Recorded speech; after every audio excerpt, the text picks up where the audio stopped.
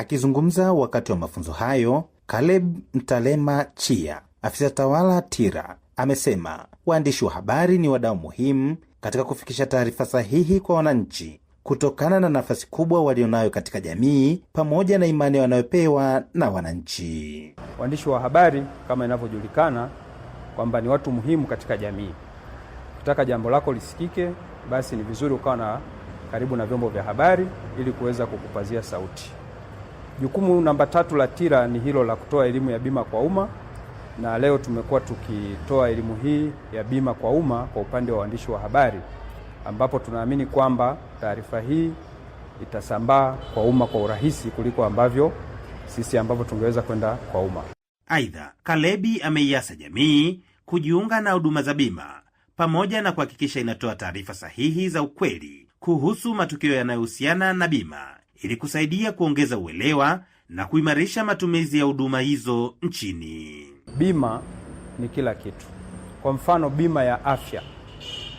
Wananchi wengi wanapata shida pale wanapougua, lakini akiwa na bima na uhakika kwamba atakapougua atapata huduma kwa urahisi kuliko ambavyo atalazwa hospitali na kuanzisha michango kwa ndugu zake au kwa jamii.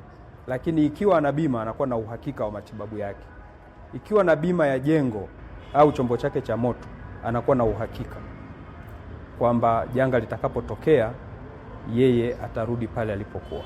Kwa upande wao, baadhi ya waandishi wa habari walioshiriki mafunzo hayo wameeleza kufurahishwa na elimu walioipata, wakisema imeongezea uelewa mpana kuhusu sekta ya bima na kuwapa uwezo wa kuandaa habari zenye kuelimisha jamii. Unapopewa mafunzo na wapi pa kuanzia pindi janga linapokuja kutokea, kwa sababu mimi ni kioo cha jamii, nakutana na watu wengi, niko na jamii nyingi ambayo inanizunguka, lakini pia tunafanya maandiko kwenye magazeti, kwenye TV, kwenye redio na mitandao ya kijamii ambayo tunaweza tukifanyia kazi ya habari.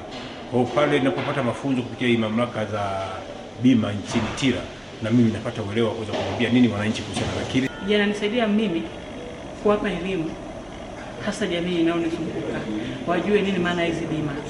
Watanzania wengi hawaelewi nini maana ya bima, kwa sababu mtu anakata bima, anakata tu kama matakwa.